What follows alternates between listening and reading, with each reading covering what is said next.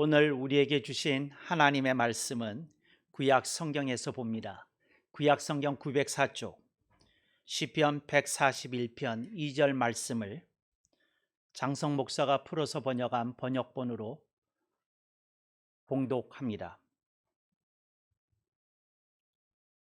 첫째, 나의 기도가 주님의 앞에 분향함과 같이 인정되며, 둘째, 나의 두 손을 드는 것이 저녁 제사같이 인정되게 하소서. 아멘.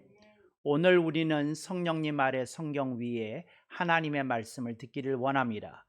오늘 여러분들이 주목하실 설교 제목은 연락되는 기도 또는 연락의 기도입니다. 오늘 우리들이 기도 생활을 합니다. 우리들이 하나님께 기도할 수 있다는 것은 모든 그리스도인들이 가지고 있는 아름다운 특권이라고 말하지 아니할 수 없습니다. 기도가 없다면 그리스도인의 특징이 사라지는 것입니다. 우리는 하늘에 계신 하나님을 아버지라고 부를 수 있습니다.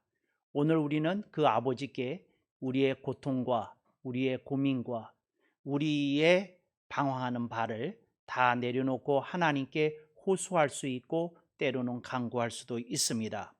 여러분들이 성경 속에서 기도가 얼마나 중요한지에 대한 것을 찾으려고 한다면 멀리 찾을 것도 없이 예수님의 행적을 통해서 확인할 수 있습니다. 예수님께서는 수시로 또 시간만 나면 하나님께 기도하는 시간을 가지셨다 하는 것을 우리들이 사복음서를 통해서 넉넉히 자주 확인할 수 있는 사실입니다. 많은 이들이 이것에 대해서 궁금해합니다. 예수님이 진정 성자 하나님이시라면 구태여 다 알고 계시고 또 당신의 뜻대로 될 것인데 무엇을 하려 기도를 구태여 하였는가 하는 것에 대해서 의문을 제기하는 신학자나 성도들이 간혹 있습니다. 그 문제에 대한 대답은 간단합니다. 예수님께는 신성만 계신 것이 아니라 인성도 있으셨습니다. 예수님께서는 그 인성을 따라 하늘 아버지께 기도하는 모범을 우리에게 보여주시기를 원하셨고 또 그렇게 보여주셨던 것입니다. 그래서 여러분, 예수님께서는 기도하는 시간에 잠시 자신이 하나님이신 것을 내려놓았다고 이렇게 여겨집니다. 이게 무슨 말이냐면 그분이 당신의 경륜이 있으신데 그 경륜대로 어차피 역사는 성취되고야 말 것입니다. 만약에 그분이 하나님이신 것에 머물렀다면 예수님은 기도할 것이 아무것도 없을 것이기 때문에 그렇습니다. 잠시 기도하는 시간마다 예수님께서는 인성을 붙들고 인성에 의해 또 하나님의 말씀을 붙들고 하나님의 뜻에 의해 기도했다는 사실을 우리들이 기억해야 되는 줄로 믿습니다. 제가 그 수많은 설교를 해왔는데 제가 간혹 가다가 가끔씩 중요한 설교를 할 때가 있습니다. 여러분들이 이런 생각을 할 겁니다. 중요하지 않은 설교가 있었나요? 제가 말씀드렸잖아요. 더 중요한 설교를 할 때가 있다고 말씀을 드렸습니다. 오늘이 그런 날입니다. 조금 더 중요한 설교를 하는 날이다. 이제 기도에 대해서 특별히 연락되는 기도에 대해서 생각을 하니까 우리가 이왕 기도를 할 거라면 응답을 받아야 되지 않겠습니까? 또 하나님께 연락되어야 되지 않겠습니까? 이제 그런 맥락에서 오늘 우리들이 배우기를 원하고 나누기를 원하는 말씀은 조금은 더 중요한 것이다 이렇게 말씀드릴 수 있겠습니다. 오늘 본문에서 제가 첫째와 둘째라는 표현을 썼습니다. 이건 여러분이 기억하십시오. 히브리어 원문에 없는 겁니다. 그런데 장성 목사가 번역하는 연이어본에는 숫자가 자주 등장합니다. 그 이유는 숫자를 넣지 않으면 이것이 두 개의 맥락으로 구성이 되어 있다는 걸 사람들이 놓치는 경우가 왕왕 있어 왔습니다. 그래서 저는 제가 번역하는 성경에서는 숫자를 자주 사용하고 있다. 근데 이렇게 숫자를 사용해서 성경을 번역하는 케이스는 제가 수많은 역본들을 봤지만 제가 아마도 처음이 아닌가 싶습니다. 그러니까 여러분들이 거기에 표기된 것은 원문에 없는 것이다 이렇게 이해하시고 여러분들이 받아들일 수 있기를 바랍니다. 오늘 본문에서 이 시편 기자는 두 가지 얘기를 합니다. 자기가 하나님께 두 가지를 인정받고 싶다 이렇게 얘기를 합니다. 여러분들이 하나님께 인정받고 싶은 분야가 어디십니까? 여러분들이 아마도 여러분들의 인생이 하나님께 인정을 받고 싶은 마음이 있을 거고 여러분의 존재가 하나님께 인정을 받고 싶은 마음이 있을 거라고 이렇게 생각이 되어집니다. 시편 141편 기자는 조금 더 세분해서 조금 더 깊게 들어갑니다. 그분은 들어가서 뭐라고 얘기를 하는고 하니 자기의 기도가 하나님께 먼저 인정을 받고 싶다 이렇게 얘기를 합니다. 그런데 어떻게 인정을 받고 싶느냐 말하자면 성경에 보면 성막이 있고 성막에 중요한 공간이 있습니다. 그게 성소라는 공간인데 그 성소 안에 분향단이 있습니다. 근데 분향단에서 올려지는 그 향기처럼 하나님께 자신의 기도가 바쳐지기를 소망했던 것입니다. 이분은 성경에 대해서 굉장히 정통했던 사람임에 틀림이 없습니다. 여러분 성경에 보면 이스라엘 민족이 40년 동안 광야 생활을 할 때에 성막을 펼쳤다가 그 다음에 그들이 이동하게 되면 성막을 접었다가 다시 또 운반해서 성막을 펼쳤다가 하는 것을 반복합니다. 근데 그럴 때마다 성막이 이동을 할 때 저들의 걸음걸음을 인도해 주는 것은 하나님이 세우신 구름 기둥이었고 그 구름 기둥을 따라 이스라엘 민중이 이동했던 것을 우리들이 기억합니다. 그리고 성막이 어떠한 특정한 장소에서 저들이 기숙하게 되었을 때에 그들이 텐트를 치는 그곳 텐트를 치고 성막을 설치한 자리 위에는 한밤중 내내 밤을 밝히듯이 불기둥이 서 있었다고 성경은 증언하고 있습니다. 그런데 여기서 이제 중요한 거는 뭐냐면 하나님의 존재가 현존이 저들에게 낮에는 구름 기둥으로 밤에는 불 기둥으로 나타났던 것입니다. 그런데 그런 것처럼 저들의 삶 속에 드려지기를 원하는 것이 있었습니다. 그게 뭐냐? 하나님의 구름 기둥과 불 기둥이 우리를 인도하고 지도해 주시지 않습니까? 그렇지만 오늘 우리들이 삶 속에서 하나님께 조금은 아름다운 것을, 조금은 귀한 것을, 조금은 멋진 모습을 하나님께 드리기를 원합니다. 그래서 분향단에 그 분향로에다가 저들이 향기를 담아서 하나님께 올려드리게 되는데 이것이 그 향제단의 가장 중요한 성물이 되겠습니다. 근데 그런 것처럼 나의 기도가 하나님께 인정을 받았으면 좋겠다 이렇게 얘기를 합니다. 제가 여러분에게 묻겠습니다. 여러분들이 기도가 하나님께 연락되기를 원하지 않습니까? 여러분의 기도가 하나님께 인정을 받아야 되지 않겠습니까? 그랬을 때에 우리들이 이런 사실에 조금 더 주목하게 됩니다. 뭐냐면 어떤 기도가 연락이 되는 것이냐 이제 이런 것입니다. 저는 가끔씩 성경을 보다가 혼자 회심의 미소를 지을 때가 있습니다. 근데 회심의 미소를 지을 때 있다는 것은 제가 언제나 성경을 읽으면 회심의 미소를 짓는다는 뜻이 아닙니다. 지을 때가 있다는 겁니다. 오늘 시편 141편 2절 말씀이 그러합니다. 제가 회심의 미소를 쫙 지으면서 제가 얘기합니다. 요거 1번과 2번으로 나누어 보니까 더 선명하구나. 이제 우선 이게 제가 회심의 미소를 짓게 되는 것이고요. 또 하나는 인정이라는 단어를 집어넣으니까 뜻이 더 또렷해지는구나. 뭐 이런 것도 이제 제가 회심의 미소를 짓는 것이지만 제가 조금 더 회심의 미소를 짓게 된 것은 무슨 뜻이 있었는고 하니 이 구절을 사람들이 제대로 이렇게 인식할까 하는 생각이 있어서 제가 회심의 미소를 지었다는 겁니다. 그게 뭐냐면 모든 사람이 하나님께 연락되는 기도를 드리기를 원하고 그런 기도를 바치기를 원하는 것은 모든 이의 소망인데 근데 그들이 누구로부터 질문을 받기를 하나님은 어떤 기도를 연락하십니까 하고 물어본다면 누가? 그리스도인에게 그 그리스도인이 그 대답을 그냥 막바로 예 하나님께서는 이런 기도에 연락하십니다 하고 대답하기가 쉬울까 하는 생각이 들어서 제가 회심의 미소를 지었던 겁니다. 여러분들이 얼른 지금 잠깐 생각해 보실 수 있기를 바랍니다. 하나님은 어떤 기도에 연락을 하실까?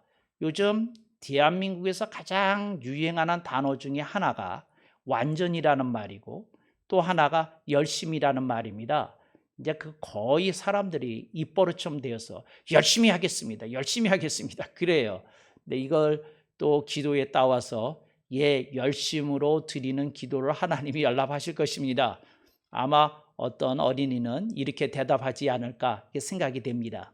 어떤 간절한 기도를 통해서 기도의 응답을 받은 일이 있었던 이들은 간절한 기도가 하나님께 연락이 됩니다. 아마 이렇게 얘기하지 않을까 싶습니다. 또 어떤 이들이 금식을 통해서 기도 응답을 받은 이들이 있는 이들은 금식을 하면 하나님이 조금 더 잘 연락해 주시는 것 같습니다. 이런 간증을 덧붙일 수도 있습니다. 그런데 여러분에게 묻겠습니다. 여러분들이 생각하는 하나님이 연락하시는 기도가 뭐냐? 하나님이 향기처럼 받으시는 기도가 뭐냐 하는 겁니다. 근데 하나님이 향기처럼 받으시는 것이 뭐냐? 제가 오랫동안 생각을 했어요.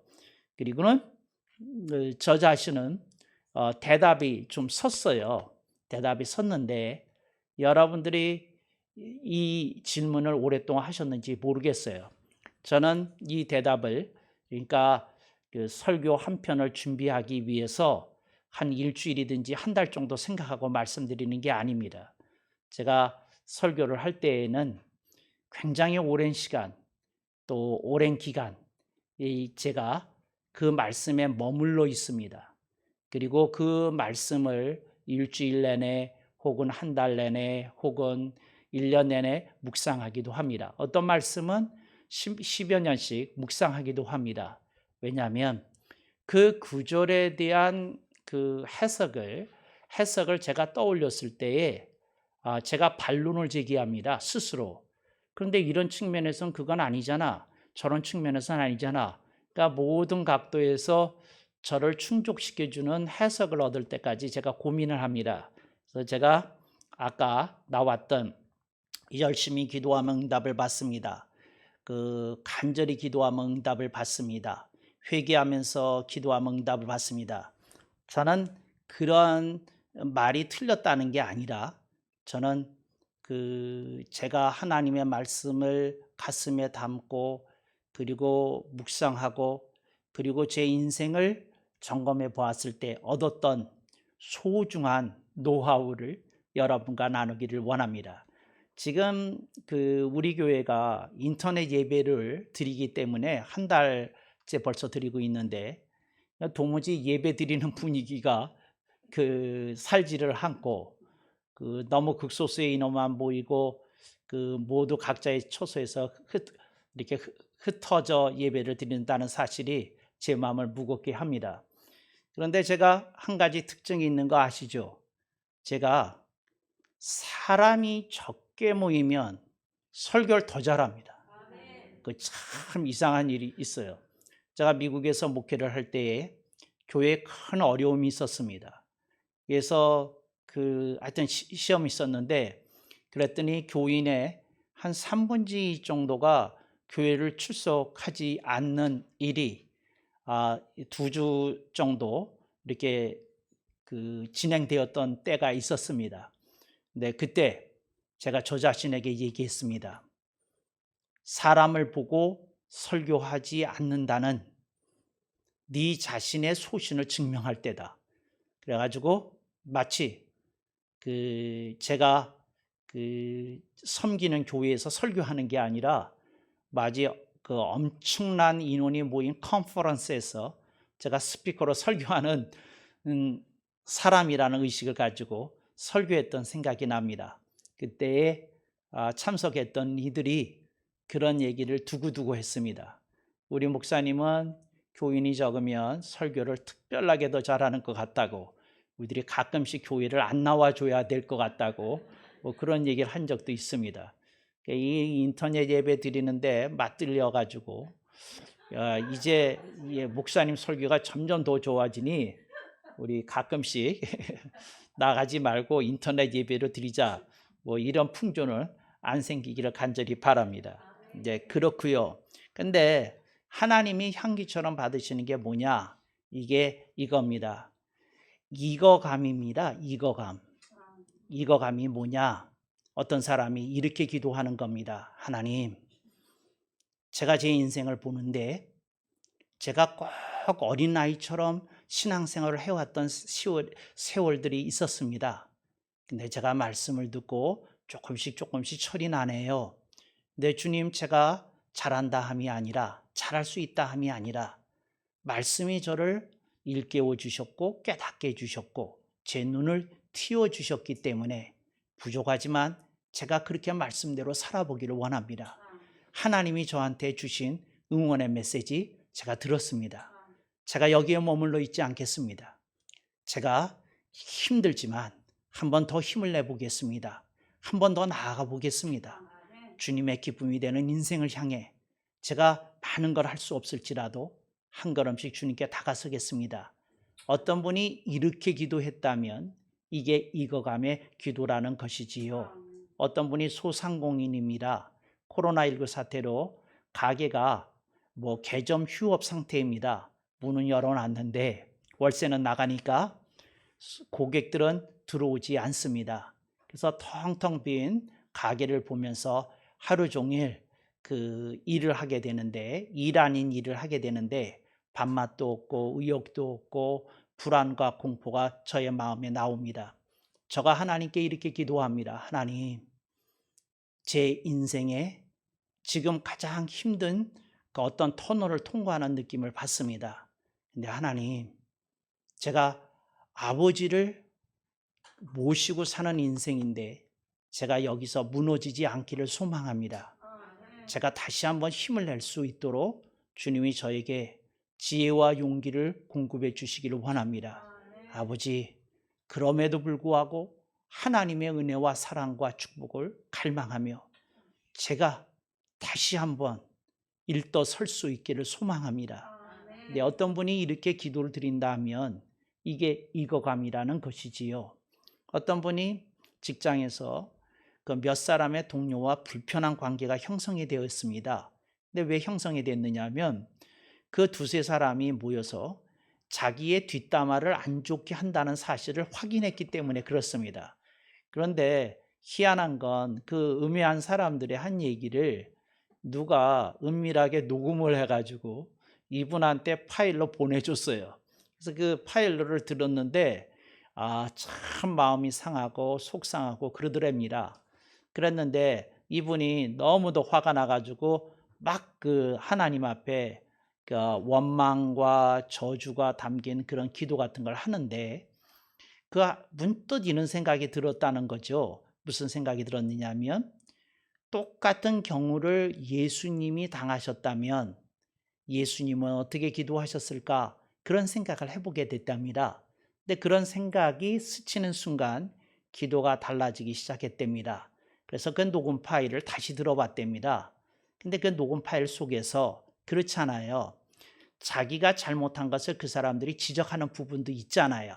근데 그걸 침소봉대한 것도 있고 조금 악의적으로 해석한 부분도 있지만 자기가 잘못하고 있거나 조금 고쳐야 될 점이나 이런 게 나오는 게 있잖아요. 그래서 그분이 이랬답니다. 하나님 아버지, 그 같은 직장에 다니는 동료 몇 사람이 저에 대해서 이렇게 뒷담화를 하는데 이것이 제 마음을 갈갈이 찢어놨던 것을 주님이 아십니다. 네, 주님, 제가 그 녹음 파일을 다시 들어보니 그 말 중에 제가 고쳐야 될 것이 있는 것을 알았습니다. 하나님, 제가 잠시 저주와 원망을 멈추겠습니다. 주님, 제가 가진 그 약점을 제가 조금 더 개선해 나갈 수 있도록 제가 조금 더 이렇게 업그레이드된 모습으로 내가 나갈 수 있도록 방향 설정을 하고 제가 그렇게 꼭 갈 수 있도록 주님이 힘을 공급해 주옵소서 이렇게 기도를 했답니다. 이게 뭡니까? 이게 익어감이라는 거지요. 제가 여러분에게 말씀을 드립니다. 오늘 우리들이 하나님께 연락드리는 기도를 드리려고 하면 우리들의 삶 속에 익어감이 필요하다 하는 말씀을 드리고 싶습니다. 어떤 분들이 인생을 살아가다가 자기가 그때그때 원하는 것이 이렇게 떠오르게 됩니다. 그러지 않습니까? 그런데 여러분들이 그때그때 떠오르는 것만 머무른다고 한다면 여러분의 기도 속에는 그때그때의 기도만 출현하게 될 겁니다. 여러분의 기도 속에 익어감이 이렇게 나타나기를 축복합니다. 또 하나 제가 생각했던 것이 있어요. 하나님께서 연락하시는 기도가 뭐냐 하고 생각이 된 게 있어요. 그게 뭐냐면 제가 요한계시록을 특별히 강의하다가 여러분에게 한번 나눈 적이 있는데 기억하시는지 모르겠습니다. 그게 뭐냐면 묵힘입니다. 묵힘. 묵힘이라는 게 무슨 말이냐면 여러분 우리들이 김치를 갖다가 묵히잖아요. 묵은지를 만든다고 그러잖아요. 그러면 그게 뭡니까? 지금 이렇게 곧 먹을 수 있는 김치를 우리가 묵히는 게 아니라 이게 어떤 건 1년 또 어떤 건 3년 이렇게 예정하고 묵히잖아요. 날짜를 써붙이고 그 단지에다가. 그리고는 기다리잖아요. 왜? 3년 묵은지 먹으려면 몇 년 기다려야 됩니까? 3년. 1년 묵은지 먹으려면 몇 년 기다려야 됩니까? 1년입니다. 여러분이 아시죠? 포도주의 경우는 오래 묵힐수록 값이 더 나간다는 거 제가 구태여 부연 설명 안 해도 아시리라고 믿습니다. 그런데 오늘 우리들의 삶 속에 너무도 급한 일이 생겨요. 당장 해결해야 될 일이 있습니다. 당장 처리해야 될 일이 있습니다. 당장 타개해야 될 일이 있습니다. 당장 꺼야 될 불일이 있습니다. 그런데 그런 일들이 우리의 뜻과는 다르게 질질 끌어질 때가 있고 그것이 우리들의 인생을 정말 망가뜨리는 듯한 위협을 느낄 때가 있습니다. 그런데 바로 그 순간에 어떤 사람이 이렇게 기도했다고 생각을 해보겠습니다. 하나님 아버지, 주님이 아시는 이 건으로 인해서 제가 오랜 기간 고통을 겪어온 것을 아십니다. 하나님, 이 법률적인 송사 문제가 1년이 넘어서 지금 끌어지고 있는데 아버지, 이것이 언제 끝날지 아직 알 수 없는 이런 상황인데 제가 너무 고통스럽습니다. 그러나 하나님 아버지, 제가 이 일을 통해서 하나님께서 제게 주시려고 하는 메시지가 있는 것을 제가 압니다. 제가 겸손히 그 메시지를 듣기를 원합니다. 그리고 하나님께서 제게 가르쳐 주시기를 원합니다. 이게 묵힘의 기도입니다. 예를 들자면 여러분의 자녀가 여러분의 속을 박박 썩일 때가 있습니다. 여러분은 얼른 그 자녀가 개과천선이라고나 할까요? 얼른 달라져서 좋은 모습 보이고 여러분의 기쁨이 되고 자랑이 되기를 기대할 겁니다. 그런데 아이의 그 어떤 모습이 여러분 생각했을 때 이게 참 쉽지 않겠다는 난감한 생각이 여러분의 마음을 사로잡을 때도 있을 겁니다. 근데 그때에 하나님 아버지, 내가 부모로서 가진 시각에 내가 매몰되지 않게 하옵소서. 내가 아이의 성장을 조금 참고 기다릴 줄 아는 부모가 되게 하옵소서. 이제 누가 이렇게 기도를 드린다고 한다면 그건 뭘까요? 이것은 그 사람에게 묵힘이 있다는 겁니다. 여러분, 하나님이 이런 묵힘의 기도를 기다리고 계십니다. 오늘 우리들의 삶 속에 그런 묵힘이 나타나게 될 때에 하나님이 우리의 모습을 연락하시리라고 믿습니다. 어떤 분이 이렇게 친척하고의 갈등 문제로 굉장히 이렇게 고통을 겪었답니다. 그랬는데 그분이 자기보다 위에 계시는 분이라 고모라 어떻게 제대로 얘기를 할 수 없는데 하여튼 늘 이 고모가 뭐 친척 모임이 있든지 하면 이렇게 뭐라고 그래야 되나요?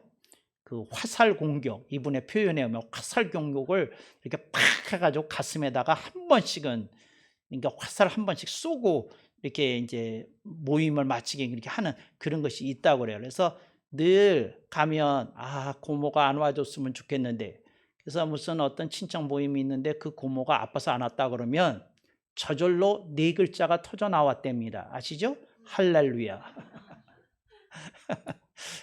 그러는데 그 고모가 너무 고통을 줘서 막 그랬는데 어느 날 갑자기 그 고모가 자기를 왜 싫어하게 됐는지가 궁금해지기 시작했답니다. 그래가지고 주변에 있는 사람들한테 밥을 사주면서 물어봤답니다. 그 고모가 왜 나를 싫어하게 됐는지 뭔지 들은 얘기 있으면 좀 해달라고. 한국 사람이 좀 그러더라고요. 밥을 얻어먹으면 무슨 얘기 해주더라고요. 그러니까 여러분이 무슨 얘기 못 들었으면 밥을 안 사준 겁니다. 틀림없어요. 밥 안 사준 겁니다. 밥 사주면 얘기 듣습니다. 그랬더니 누군가가 얘기를 해줬답니다. 뭐라고 얘기를 해줬느냐면 너는 아마 기억도 안 날 거야. 그런데 지금으로부터 7년 전인가 8년 전에 무슨 친척 모임이 있는데 네가 고모에 대해서 뒷담화하는 걸 들었다는 거예요. 넌 생각이 안 나는데. 그런데 그 고모가 하는 내용이 이런 거야 하고 내용을 얘기해 주더랍니다. 근데 그 내용을 듣는데 알겠더래. 자기가 한 말이 맞더래. 그게 기억 안 나는 게 아니라 자기가 그렇게 말한 게 맞더래요. 맞더래. 그래서 그런 생각이 들었다는 거죠. 아하, 내가 화살 공격만 받았던 게 아니라 나도 화살을 쏘아댔구나 하는 사실이 깨달아졌답니다. 그래서 이분이 그걸 깨달은 다음에 이렇게 기도했답니다. 하나님 아버지, 제가 화살의 피해자인 줄만 알았는데 제가 화살의 가해자인 것을 알았습니다. 하나님, 제가 이 고모로부터 교훈을 얻기를 원합니다. 제가 먼저 달라지고 고모하고의 관계가 개선되기 수 있다는 소망을 품게 해 주옵소서. 내가 그냥 고모만 원망하고 저주하고 관계를 멀리하는 그런 태도에서 벗어나 저 자신부터가 그러게 하옵소서. 아버지 하나님, 제가 그렇게 달라졌다고 하나님이 여기실 때에 관계가 호전되게 해 주옵소서. 뭡니까? 묵힘입니다. 기간을 가져가겠다는 겁니다.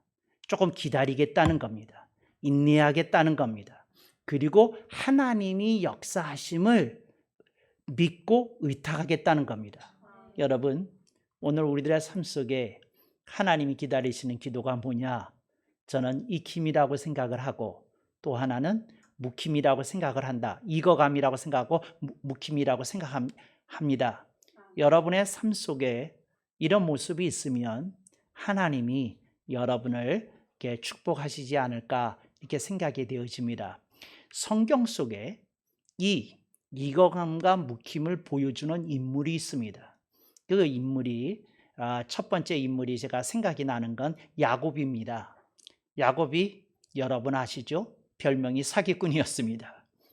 부모를 속인 자였습니다. 형을 속인 자였습니다. 그런데 그가 삶 속에서 보여준 것이 있습니다. 그게 뭐냐?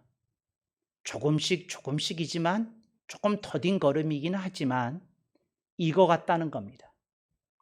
그 사람의 삶 속에서 성장과 성숙이 나타날 때가 있었다는 겁니다. 그리하여 위대한 나라 이스라엘을 그가 세우는 조상이 되었다는 것입니다. 오늘 우리들이 기억해야 됩니다. 우리들이 야곱 같을 수 있습니다.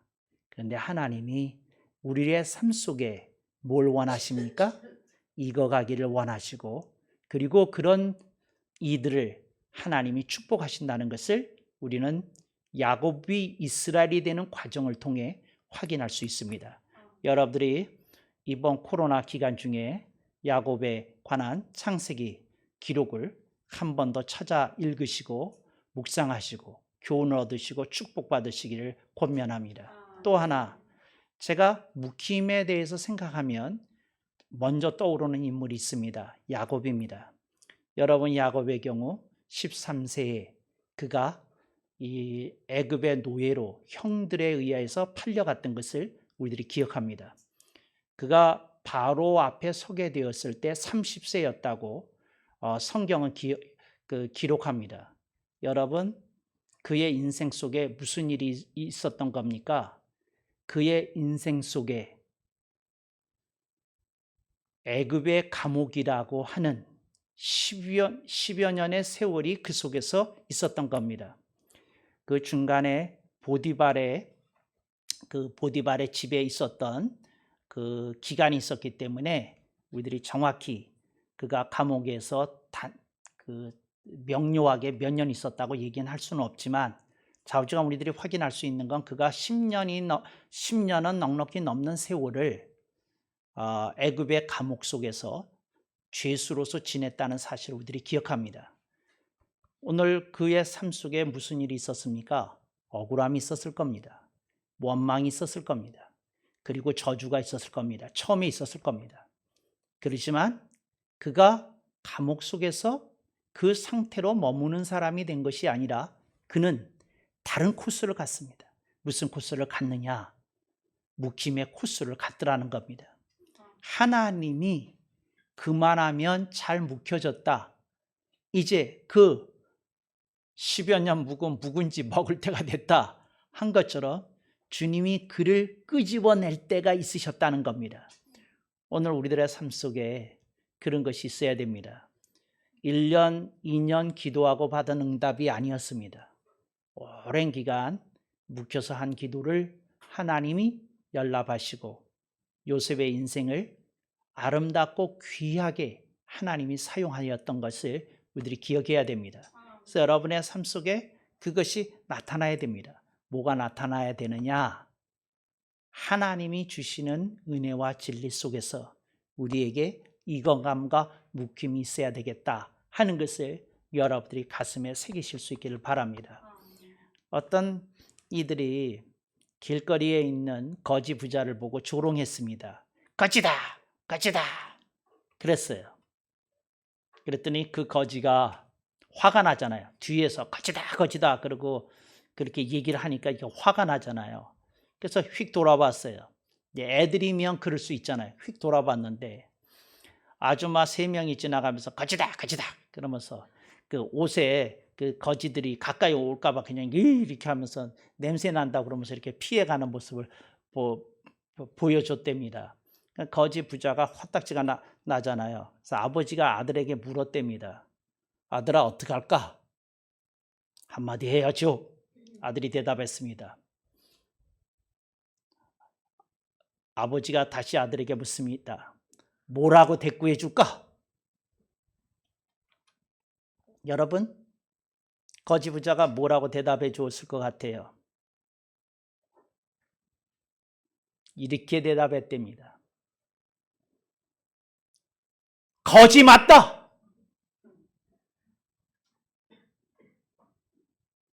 그런데 우리는 흉은 안 본다!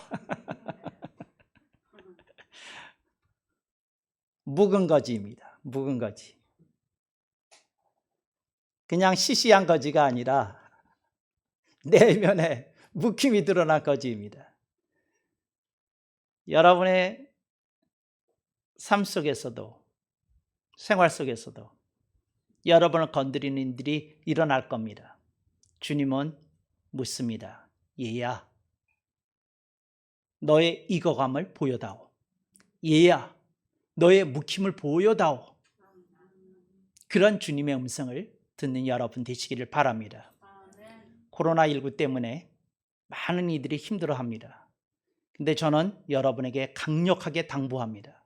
이 기간이 그냥 지나가게 하시면 안 됩니다.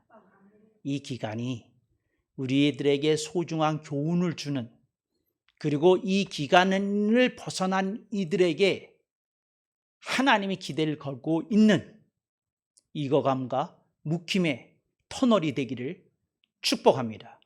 그러는 여러분이 되시기를 강력히 축복합니다. 아멘 억만 번.